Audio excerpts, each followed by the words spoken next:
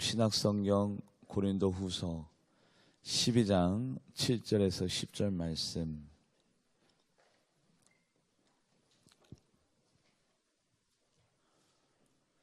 신약성경입니다. 고린도후서 12장 7절에서 10절 말씀. 페이지 수로는 299페이지, 299면 고린도후서 12장 7절에서 10절 말씀 같이 합독해 보도록 하겠습니다. 시작. 여러 계시를 받은 것이 지극히 크므로 너무 자만하지 않게 하시려고 내 육체의 가시 곧 사단의 자자를 주셨으니 이는 나를 쳐서 너무 자만하지 않게 하려 하심이라. 이것이 내게서 떠나가게 하기 위하여 내가 3번 주께 간구하였더니 나에게 이르시기를 내 은혜가 내게 주가도다. 이는 내 능력이 약한 데서 온전하여 짐이라 하신지라. 그러므로 도리어 크게 기뻐함으로 나의 여러 연약한 것에 대해서 자랑하리니 이는 그리스도의 능력이 내게 머물게 하려 함이라. 그러므로 내가 그리스도를 위하여 약한 것들과 능력과 궁핍과 박해와 공고를 기뻐하노니 이는 내가 약한 그때에 강함이라. 아멘. 기도하겠습니다. 하나님 감사합니다. 오늘 거룩한 자리에 불러주셨사오니 우리의 영과 혼과 육을 정결하게 성결하게 깨끗하게 예수 그리스도의 보혈의 피를 씻어주시고 오늘 하나님과 온전한 소통과 교감이 있는 자리가 되게 하여 주시옵소서. 예배 드리다가 하나님의 뜻이 발견되어지게 하여 주시고 예배를 통해서 살아계신 하나님을 영화롭게 하는 우리 모두가 되게 하여 주시옵소서. 집중력을 가지고 하나님 앞에 온전한 마음으로 산제사를 올려드리는 우리 모두가 되게 하여 주시옵소서. 감사드리며 살아계신 예수님의 이름으로 간절히 기도하옵나이다. 아멘. 경기도 화성군 비본명 구포 1리에 평화의 집이라는 무위탁 노인분들을 섬기고 또한 독거노인들 그리고 집이 없어서 오갈 데가 없는 분들을 섬기는 집이 바로 평화의 집이 있습니다. 거기에서 원장님으로 수고하고 계신 오혜령이라는 분이 있는데 아주 독실한 크리스찬입니다. 그런데 바로 이 오혜령 원장님에게는 14가지의 병이 있습니다. 임파선암, 대동맥 경력증, 심장, 콩팥 뭐 하나 없이 안 아픈 곳이 없는 14가지의 병을 가지고도 그렇게 선한 일에 자기를 던지고 있습니다.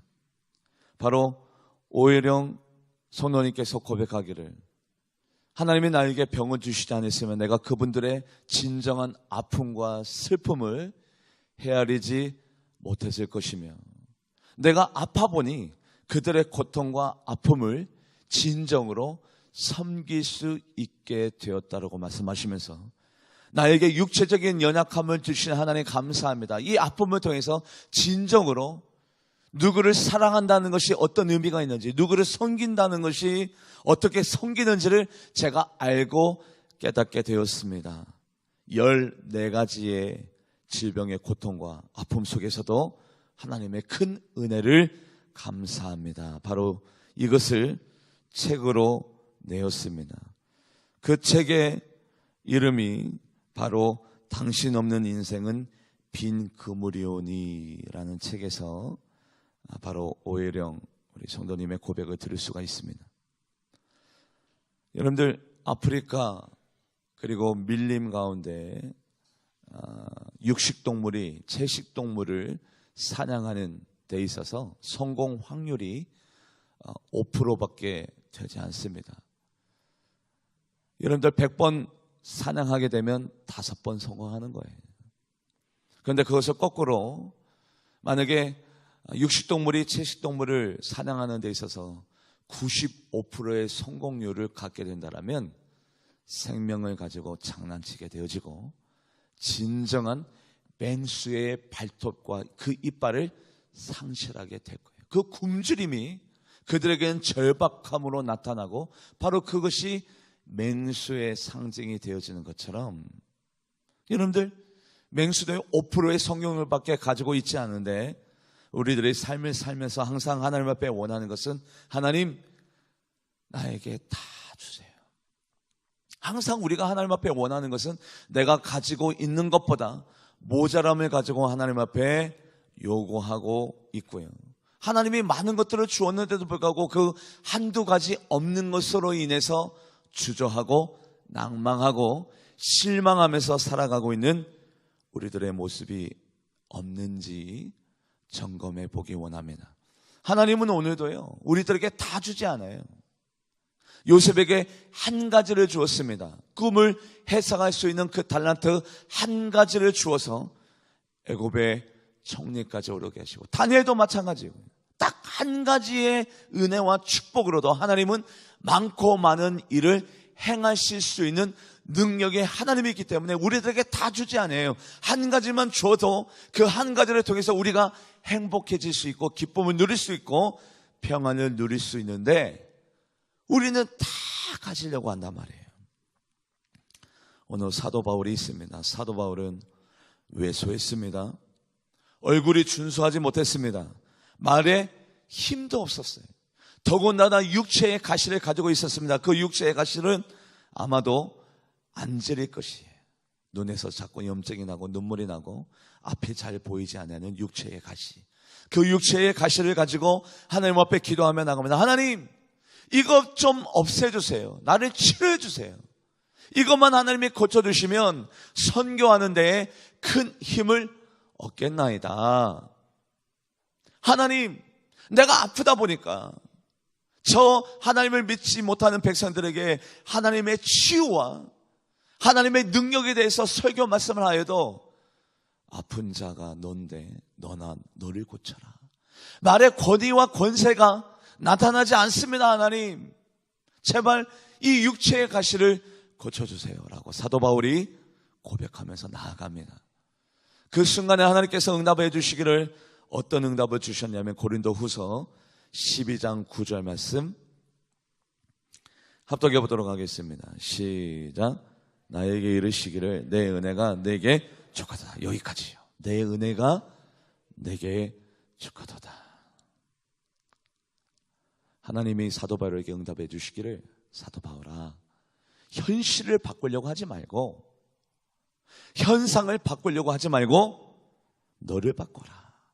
내 은혜가 내게 족하도다. 나는 너에게 은혜를 주고 축복을 줬는데 모자라게 주지 않았다. 넘치도록 너에게 딱 맞게 알맞게 네가 신앙생활하고 네가 생활하고 네가 이 삶을 살아가는데 모자라지 아니하게 나는 너에게 주었다. 내 은혜가 내게 족하도다. 사도 바울아, 뭘 바꾸려고 하지 말고, 현상과 상황을 바꾸려고 하지 말고 네 자신을 바꿔라. 바로 이것이 하나님의 응답입니다.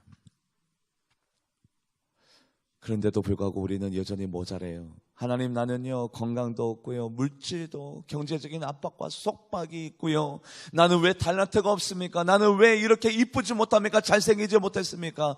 왜 나에게는 능력이 없습니까? 왜 나는 이렇게 인간관계가 힘듭니까? 날마다 우리는 결핍, 부족, 나는 없습니다를 외치고 있는데 하나님은 그 반대적으로 우리들에게 내 은혜가 내게 족하대요. 이 선언이요, 사도 바울에게만 향한 선언이 아니라 우리 모두에게 하나님이 오늘도 말씀하십니다. 나는 부족함이 없는 하나님입니다. 은혜가 넘치는 하나님입니다. 우리를 얼마나 사랑하세요. 그렇게 사랑하시는 하나님이 우리들에게 모자라게 주지 않아요. 넘치도록 줍니다. 그런데도 불구하고 왜 우리가 모자람을 느끼고 그 모자람을 통해서 결핍의 아픔을 경험하고 있느냐? 바로 그 주제를 가지고 여러분들과 오늘 말씀의 은혜를 누리려고 하고 있습니다. 내 은혜가 내게 족하도다. 이 고백을 사도 바울이 삶 가운데 열매 맺어져서 결국에는 사도 바울이 어떤 사람이 되었어요?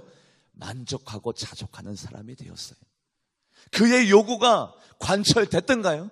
그의 기도가 성취됐던가요? 하나님이 그 기도 소리를 들으시고 그의 육체의 가시를 재주었습니까? 재하지 않았지만, 자기의 뜻대로 되지 아니했지만 자기 자신을 변화시켜서 결국에는 자족하는 사람으로 누가 바뀌었어요? 자기 자신이 바뀌었어요.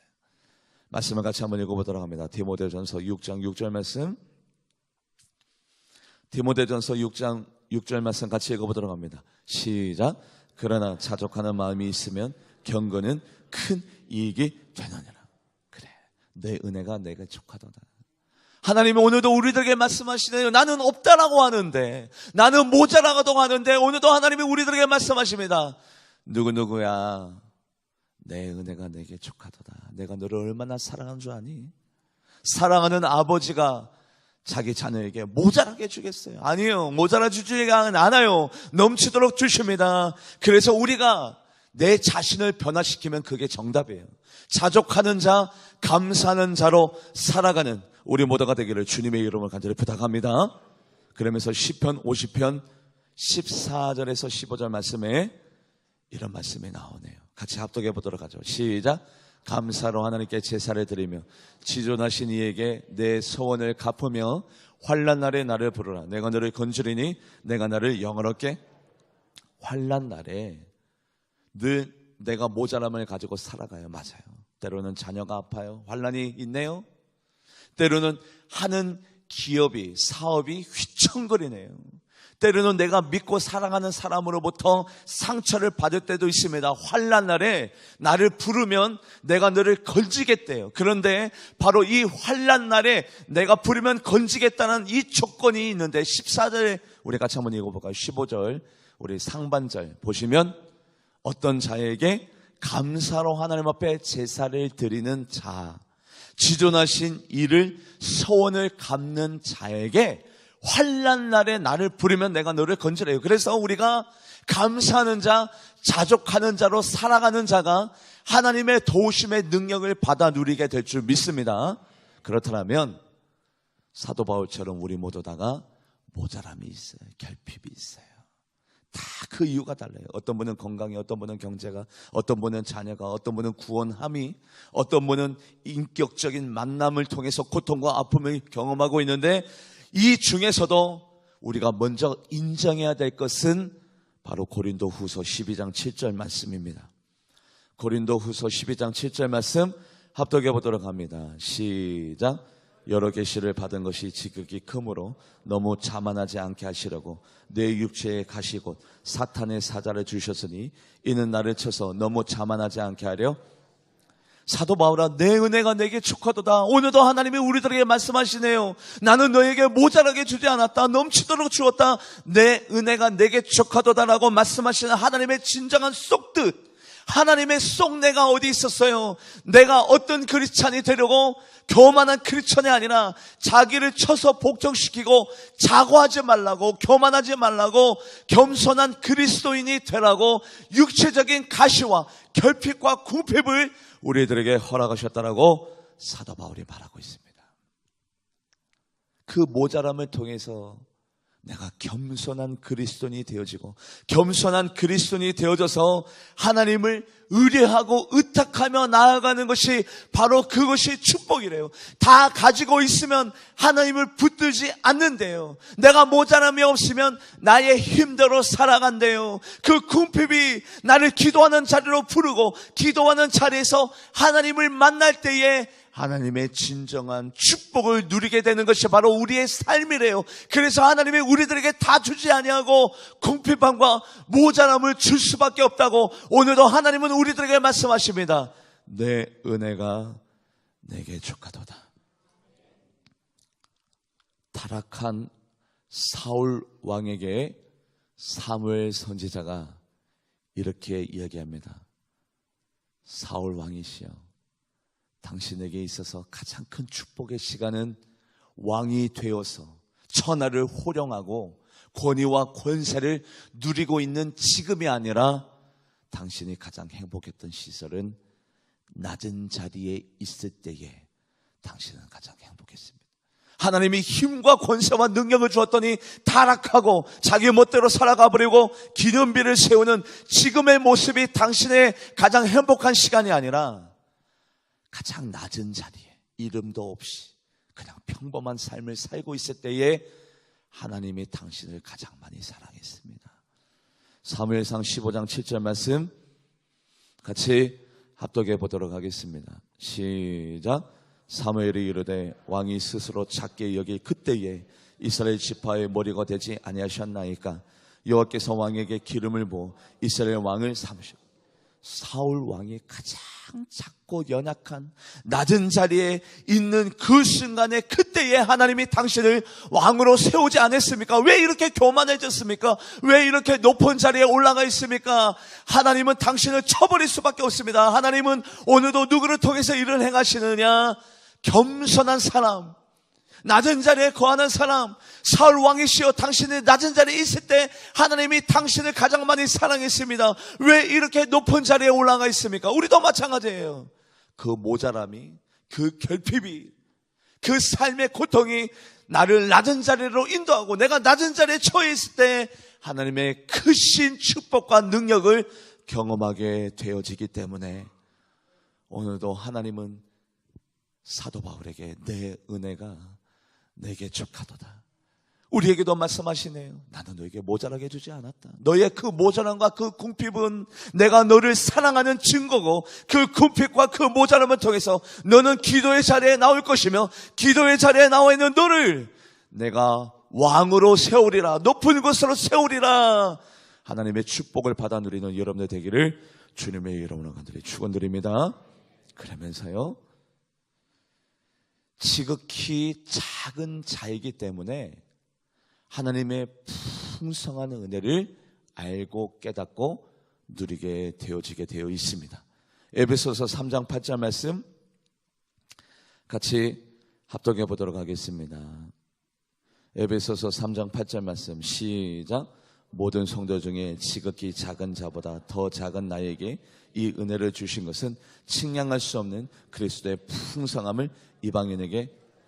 내가 겸손하고 내가 낮은 사람이고 내가 작은 사람인 것을 아는 사람이 하나님의 크신 풍성한 은혜를 경험하고 깨닫고 하나님이 주신 그 축복을 인정하고 영광을 올려드리지. 교만한 사람이 하나님을 높이는 거 봤습니까? 자기의 능력인 거요, 자기의 스펙이고 자기의 백그라운드고 자기의 라이센스로 자기의 능력으로 그 모든 것들을 행한 줄 알고 있기 때문에 하나님의 그 풍성한 은혜를 누리지도 못하고 깨닫지도 못하고 알지도 못해요. 그래서 겸손함이 작은 사람인 것이, 그리고 낮은 자리에 거한 사람이 하나님의 그 큰 은혜를 고백하고 자랑하게 되어지는 것처럼 결핍이, 모자람이 우리들에게는 은혜예요.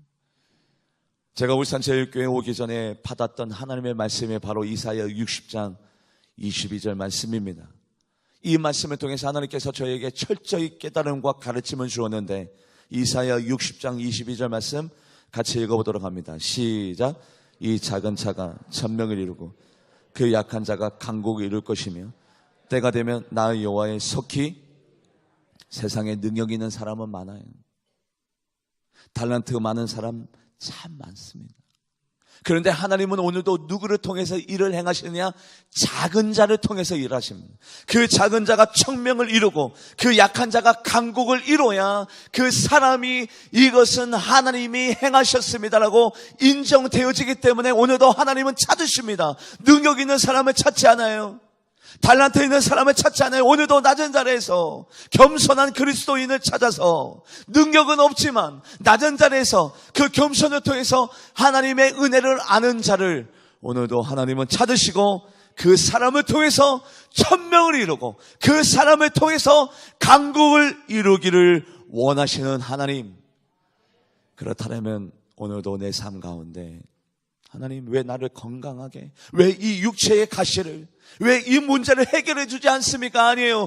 그것을 통해서 하나님은 축복의 통로를 열어주실 것입니다. 그것을 통해서 성숙한 그리스도의 길로 우리를 인도해 주실 것입니다. 그것을 통해서 하나님은 나를 기도의 자리로 이끌어 주실 것입니다.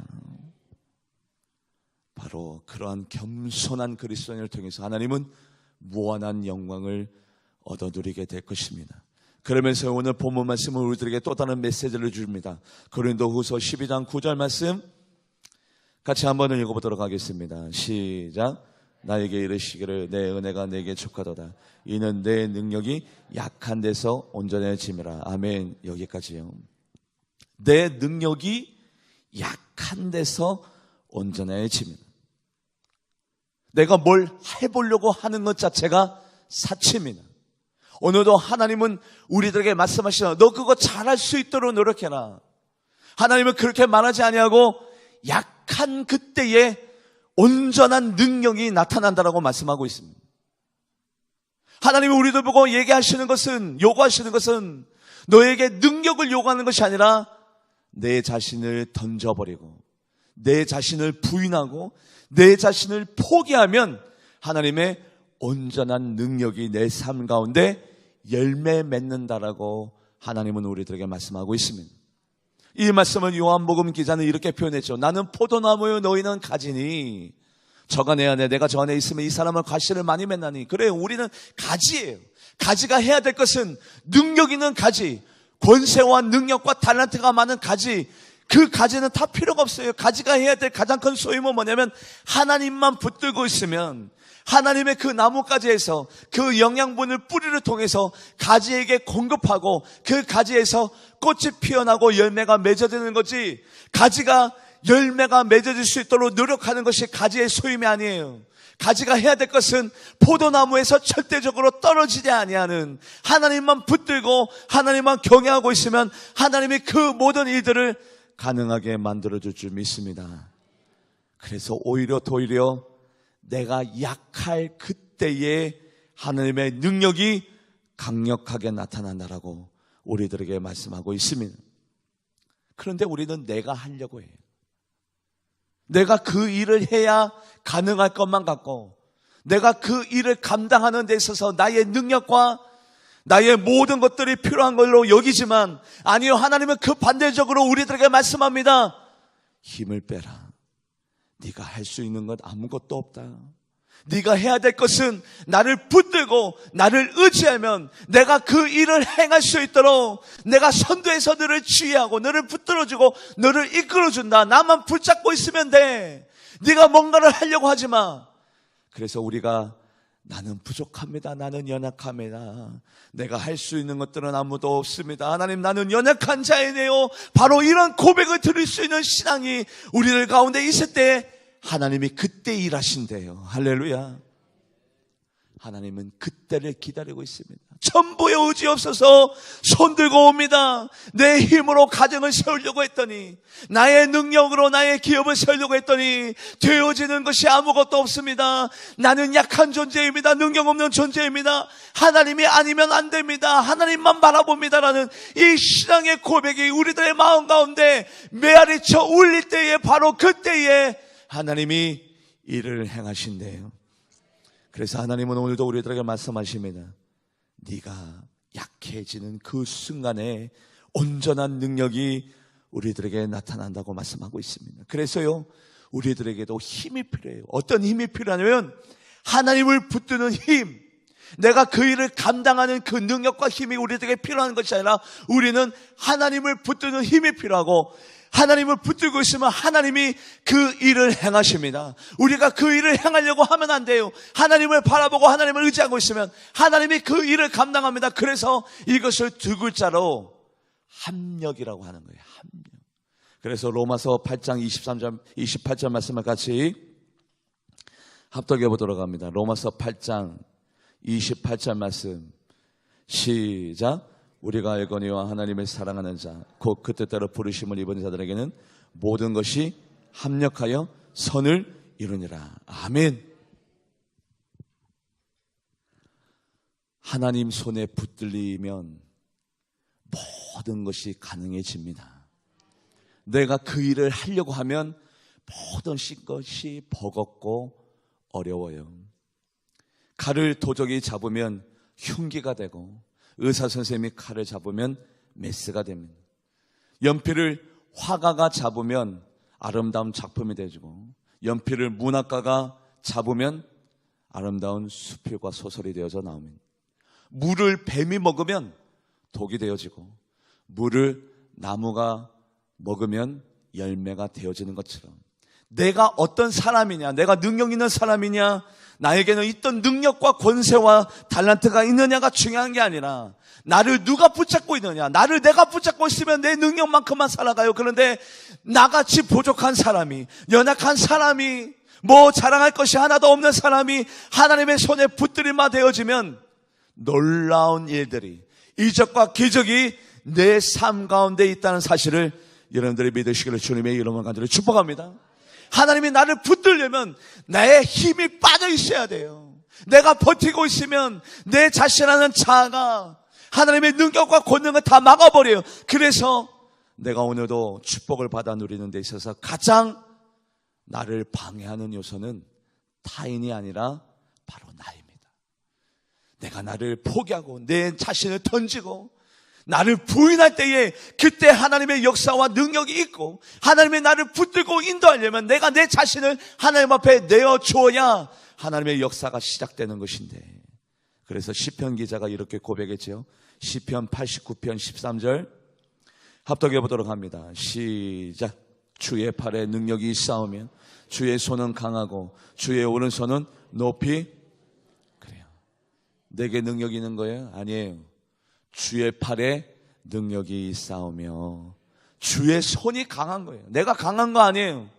우리 한 치 앞도 내다볼 수 없습니다. 1초 앞도 예측할 수 없는 인생 가운데 우리가 무엇을 장담하고 어떤 것을 꿈꾸고 어떤 것을 계획하며 나아갑니까? 모든 능력은 하나님의 손에 달려있으니 하나님 나를 사용하소서, 나를 하나님 앞에 드립니다. 나의 시간도 나의 물질도 나의 중심도 하나님 앞에 드려오니 이 보잘것없는 사람, 능력 없는 사람을 하나님이 써주시옵소서. 하나님이 나를 붙들면 뭐든지 가능할 줄 믿습니다. 예수님께서 십자가를 질 때도 바로 이 말씀이 적용이 되어져요. 예수님이 강하고 예수님의 믿음이 강력해서 십자가를 진 것이 아니라 예수님께서 하나님에게 자기의 모든 것들을 맡겨버릴 때, 하나님 나는 연약하네요, 나는 부족합니다, 나의 이 십자가의 사역을 하나님이 도와주세요라고 하나님 앞에 전적으로 맡겼을 때 하나님의 그 권능의 팔이 결국에는 예수 그리스도를 부활로 이끌어줬던 전능의 팔이 되어졌던 것처럼 십자가의 사건도 바로 연약함을 고백할 때에 능력의 팔로 부활로 이끌어 주었습니다. 고린도후서 13장 4절 말씀, 고린도후서 13장 4절 말씀 같이 읽어보도록 합니다. 시작. 그리스도께서 약하심으로 십자가에 못 박히셨으나 하나님의 능력으로 살아계시니 우리도 그 안에서 약하나 너에게 대하여 하나님의 능력으로 그와 함께 살리라. 아멘. 세상 사람들은 약한 것을 신하지 못해요. 강한 척, 있는 척, 아는 척, 똑똑한 척, 그 분야의 최고인 척, 꿀리는 것이 싫고 자기의 연약함이 나타나는 것이 싫어서 끊임없이 가식과 위선으로 자기를 포장하지만 하나님은 우리들에게 이렇게 고백을 해요. 나는 연약합니다. 나는 부족합니다. 나는 아무것도 할 수 없습니다. 그렇게 고백하여지고 그렇게 신앙생활하면 하나님께서 우리들에게 능력을 주시는데 바로 그 순간에 그 능력이 온전해진다라고 우리들에게 말씀하고 있습니다. 사도 바울도 갈라디아 교인들에게 이렇게 고백하네요. 어떻게 이 갈라디아 교회가 세워진 줄 아십니까? 바로 갈라디아서 4장 13절 말씀 같이 읽어보도록 합니다. 갈라디아서 4장 13절 말씀 시작. 내가 처음에 육체의 약함으로 말미암아 너희에게 복음을 전할 것을 너희가 육체의 연약함으로 갈라디아 지방에 잠시 휴양차 왔다가 갈라디아 사람들을 만나고 그곳에서 교회가 세워졌어요. 갈라디아 교회가 세워진 이유가 바로 사도 바울의 그 약함을 통해서 하나님의 능력의 교회가 세워진 줄 믿습니다.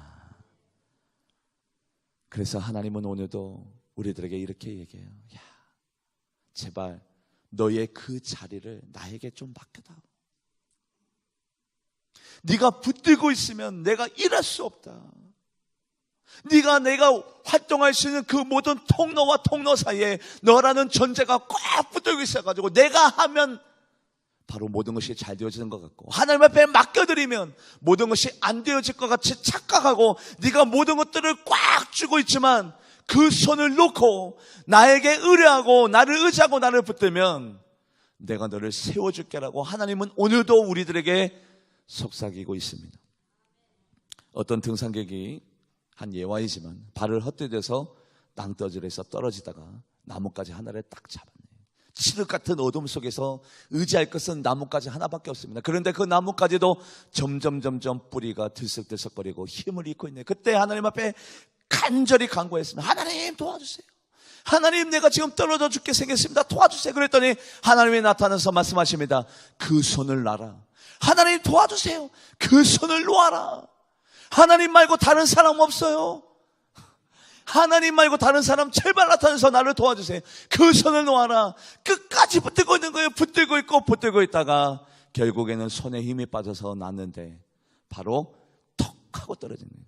칠흑 같은 어둠 속에서 낭떠러지로 보였지만 낭떠러지가 아니었네요. 하나님이 우리들에게 말씀하십니다. 그 손을 놓고 내 말을 의지하라. 내 말에 순종하라. 나를 바라보며 살리라. 제발 그 손을 놓으라고 하는데도 우리는 오늘도 끊임없이 붙들고 있는 거예요. 의지하지 못하고 연약함을 고백하지 못하고 하나님 앞에 맡겨드리지 못하고 나의 힘대로 살아가려고 노력하고 있는 우리들 자신.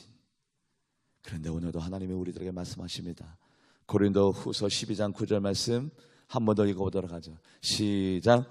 나에게 이르시기를 내 은혜가 내게 족하도다. 이는 내 능력이 약한 데서 온전해짐이라 하신지라. 그러므로 도리어 크게 기뻐함으로 나의 여러 연약한 것들에 대해서 자랑하리니 이는 그리스도의 능력이 내게 머물게 하려 함이라. 약한 것들에 대해서 자랑하면 그리스도의 능력이 누구 안에 머물러요? 나 안에 있대요. 하나님의 능력이 내 안에 머문다고 약속해 주었습니다. 우리 약한 것들을 자랑합시다. 그래서 사도 바울이 고린도후서 11장 30절 말씀에 이것을 자랑했지요. 내가 부득불 자랑할진대 내가 약한 것을 자랑하리라. 약한 것을 자랑하는 자들에게는 하나님의 능력이 나타난대요. 하나님, 나는 자랑할 것이 아무것도 없네요. 나는 물질도 없네요. 건강도 없네요. 내 집안에 어떤 것들도 자랑할 것이 아무것도 없습니다. 그럼에도 불구하고 하나님이 나를 사랑해 주었습니다. 여러분, 저의 인생을 바라봅시오. 저처럼 아무것도 없는 사람이 어디 있습니까? 그런데 하나님이 나를 구원해 주었습니다. 나를 사랑해 주었습니다. 약한 것을 자랑하며 나아가면 하나님의 능력과 권능이 바로 그 사람에게 머문다라고 말씀하고 있습니다. 우리의 연약함을 자랑하는 자 되기를 주님의 이름으로 간절히 축복합니다. 어떤 분의 인생을 여러분들에게 말씀드릴까 합니다. 중학교 때 축구하다가 축구공에게 맞았는데 두 눈을 실명하게 되었습니다. 그 소식을 어머님이 듣고 난 다음에 너무나도 마음이 아픈 거예요. 하나밖에 없는 아들이 실명했으니까 어머니의 마음이 얼마나 찢어져요. 그래서 어머님이 자기 아들이 실명하고 난 다음에 시름시름 앓다가 너무 가슴이 아파서 돌아가시게 되었어요. 누나 한 명밖에 없었는데 그 누나가 자기를 양육하고 보호하기 위해서 너무 무리하게 삶을 이끌어 나가다가 고2 때 누나마저도 과로로 죽게 되어져서 세상에 덩그러니 혼자 남게 된 분이 있어요. 얼마나 기구한 인생입니까? 그래서 어떻게 하다가 교회를 다니게 됐는데 교회를 왜 다니느냐? 하나님 앞에 따지려고요. 원망하려고요. 신이여, 당신이 있습니까? 왜 나를 이렇게 사막으로 황량한 광야로 이끌어주시고 어머님도 아버지도 누나도 온 가족도 다 죽여버리시고 나에게 이렇게 육체의 가시 앞이 보이지 않는 고통과 아픔을 주면서도 하나님이 뭐 공평하신 하나님이라고요? 그런 하나님이 어디에 있습니까? 하나님은 불공평한 하나님입니다. 하나님은 차별하신 하나님입니다. 많은 사람에게 간증하면서 원망하며 다니고 있을 때 하나님이 어느 날 강력한 성령님의 음성으로 이분에게 말씀을 주십니다. 바로 오늘 본문 말씀을 주셨어요. 내가 그리스도를 위하여 약한 것들과 능력과 궁핍과 핍박과 곤란을 기뻐하노니 이는 내가 약할 그때의 곧 강함이라. 바로 이분에게 하나님의 말씀이 메아리치네요. 약할 때 강함이라.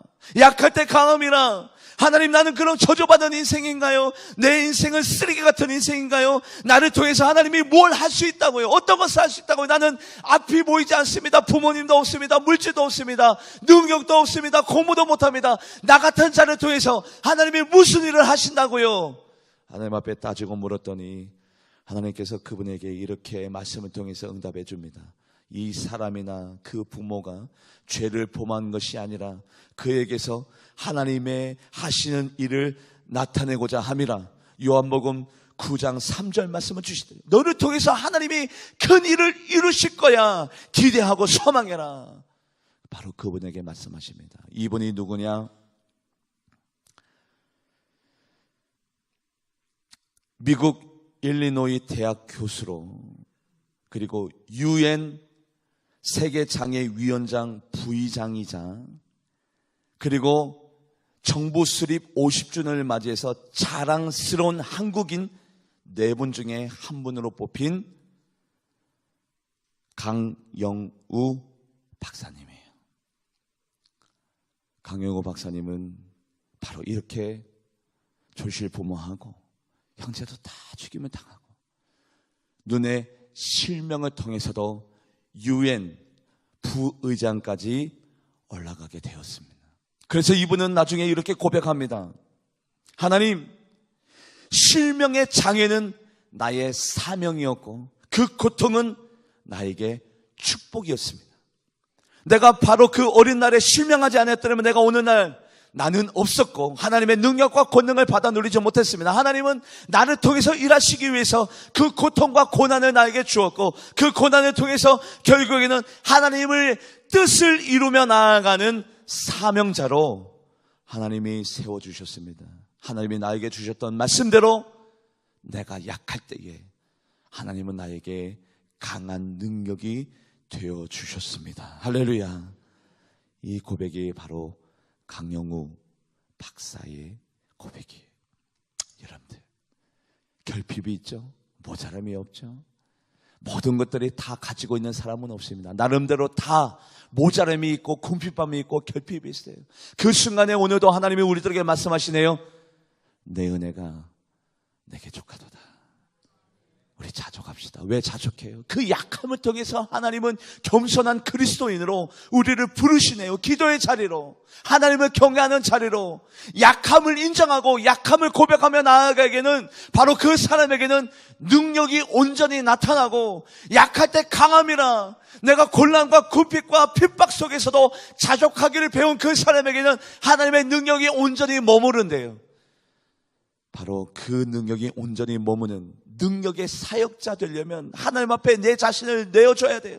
하나님의 권능의 팔이 나를 붙들 수 있도록 나를 온전히 하나님 앞에 던지고 하나님을 의뢰하고 하나님을 부탁하며 나아가면 하나님이 내 인생 책임져 줄 줄 믿습니다. 그래서 누가복음 6장 21절 말씀, 누가복음 6장 21절 말씀 같이 합독해 보도록 합니다. 시작. 지금 줄인 자는 복이 있나니 너희가 배부름을 얻을 것이고 지금 우는 자는 복이 있나니 너희가 줄인 자가 복이 있대요. 왜냐하면 바로 줄인 자가 하나님 모자래요. 고통이 있어요. 배고파요. 하나님의 자리로 나온대요. 겸손한 그리스도인이 된대요. 그래서 하나님을 의뢰하고 의탁하면 하나님께서 복을 주셔서 배부르게 만들어주신대요. 배부르게 만들어주시면 이것이 나의 능력이 아니라 하나님이 도와주셨음을 인정하게 돼요. 왜냐하면 겸손한 그리스도인이기 때문에 이것은 내 능력이 아니라 하나님의 도우심으로 말미암아 내가 배부른 자가 되었습니다. 바로 이것이 축복이래요. 결핍이 축복입니다. 원래부터 배부른 자는 배부르기 때문에 하나님 앞에 감사하지 못해요. 원래부터 배고픔을 모르는 자는 하나님의 은혜도 몰라요. 하나님의 능력도 몰라요. 배고파 반 자가 고통도 알고 하나님의 능력과 권세에 온전한 영광을 올려드릴 수 있는 것처럼 오늘도 하나님은 오늘도 우리들에게 말씀하십니다. 내 은혜가 내게 주가도다. 기도하도록 하겠습니다. 하나님 감사합니다. 육체의 가시를 취해달라고 3번씩이나 간구했지만 내 은혜가 내게 족하도다. 하나님, 우리는 여전히 결핍과 궁핍이 있네요. 모자람이 있네요. 그럼에도 불구하고 하나님은 모자람이 없는 하나님, 공평하신 하나님이라고 말씀하십니다. 왜냐하면 그 약함을 통해서 겸손한 그리스도인, 자고하지 않게, 교만하지 않게 나를 세우기 위한 하나님의 계획이 있기 때문에 주고 싶어도 못 주는 거예요. 그런데 내가 겸손한 그리스도인이 되어지면, 낮은 자리에 거하면 하나님이 그때서 축복을 주시고 그 축복을 우리가 인정하기를, 이것은 내 능력이 아닙니다. 하나님의 도우심입니다. 하나님의 영광 올려드리는 그리스도인이 될 때에 그 능력이 온전하여지는 것처럼 모자람 속에서도 하나님 앞에 감사하며 하나님의 섭리와 하나님의 뜻을 바라보는 우리 모두가 되게 하여 주시옵소서. 감사드리며 살아계신 예수님의 이름으로 간절히 기도하옵나이다. 아멘. 우리